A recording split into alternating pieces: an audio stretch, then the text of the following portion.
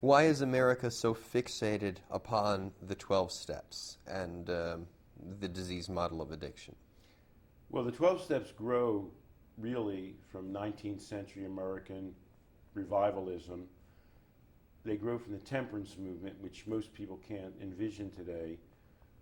There were songs, there were plays, there were lectures across the United States explaining to people that if they drank, they would succumb to the disease of alcoholism.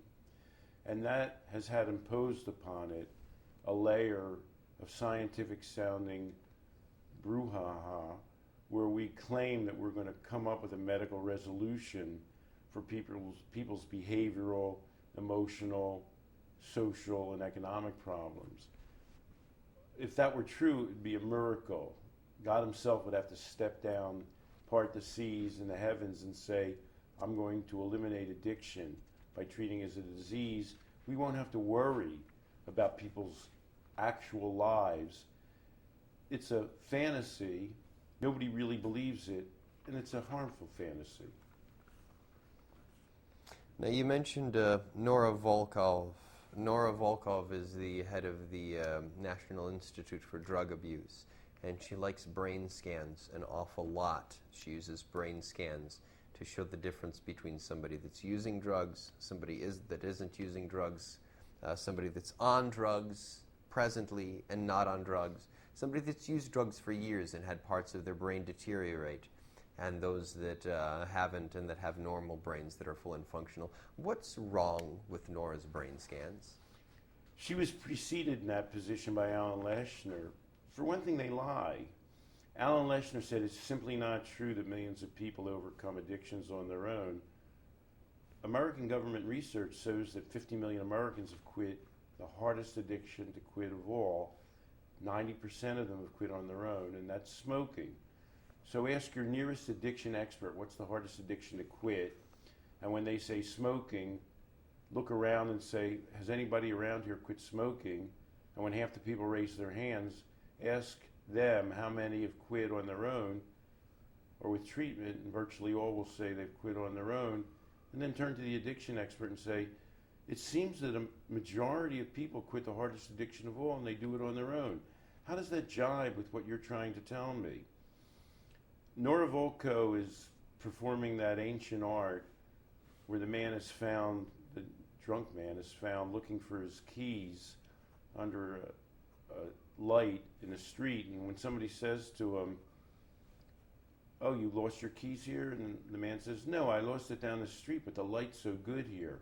The NIDA has a great process for giving out grants for people to study addiction.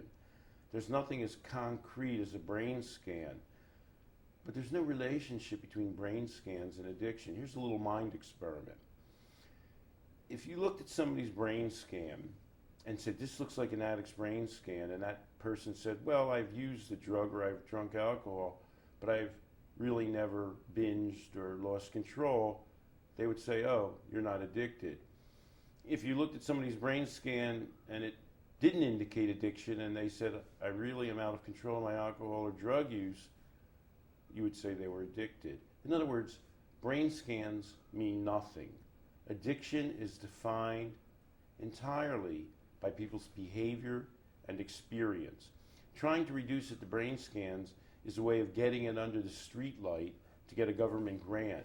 It has no actual applicability to human experience.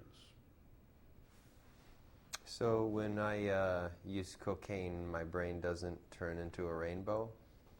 You have to ask Nora Volkow, of all the people who've ever used cocaine, what percentage become addicted? Of all the people who've been addicted to cocaine, what percentage remain addicted? The answers to those two questions are 10%. Nora Volkow kind of knows that because I know it from government research. But if she were to admit that, then she'd have to say, why are we doing brain scans of cocaine use? It's only the rare person who becomes addicted and remains addicted to cocaine. Looking at the impact of cocaine on the brain is tremendously uninformative in terms of understanding compulsive cocaine use. Do you think Nora Volkov knows about the big picture of the elite's plan for social engineering, or that she's just making these things up because she needs a job, or she really thinks she's doing some good but isn't in light of all of the evidence? Well, I think it's three things. She needs a job. She's got a prominent position. She's well rewarded emotionally and financially for coming up with this idea. And she probably thinks, and certainly likes to tell her close relations, that she's really helping people. But she's not really practicing science. She's practicing temperance ideology. She's enacting a cultural bias. She's not openly exploring scientific questions. Of course, you're aware that Nora Volkow is the granddaughter of the socialist, the communist leader Trotsky, and he practiced utopian socialism, which turned out to be unworkable. Nora Volkow is a practitioner of utopian neuroscience, which is equally unworkable. It's quite the shame, because I'm actually quite a fan of Trotsky, so... The family bloodline... But I'm sure that propensity to adhere to scientific principles is not genetic, just as addiction is not genetic. She shows the same strengths and weaknesses he did. She's an idealist. She sees things in platonic, idealistic terms. Unfortunately, she and her grandfather were out of touch with reality. He ended up dead. She ended up head of the National Institute on Drug Abuse. I don't know what's worse. Head of the NIDA gets paid better.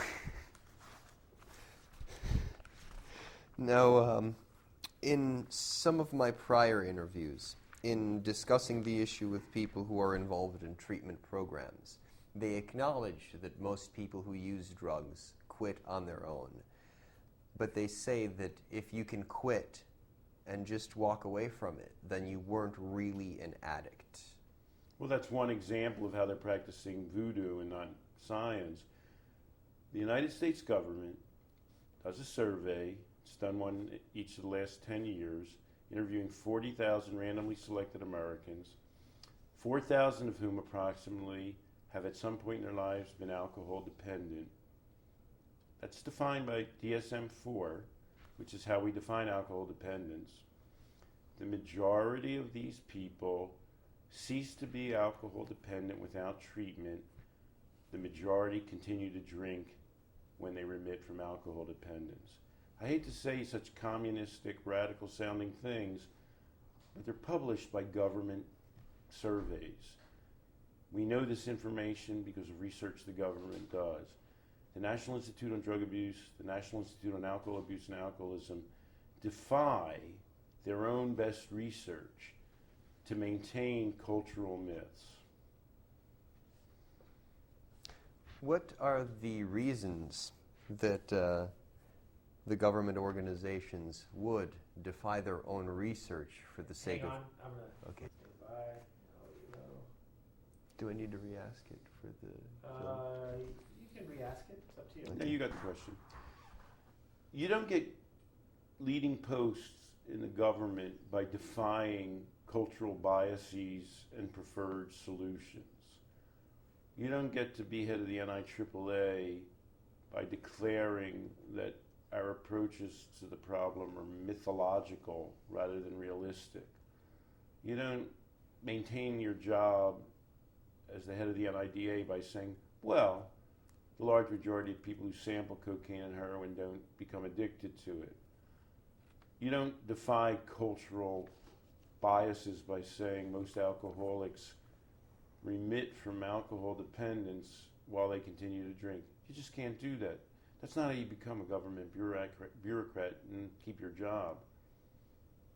Only wild-eyed radicals and people who actually read government publications say those things.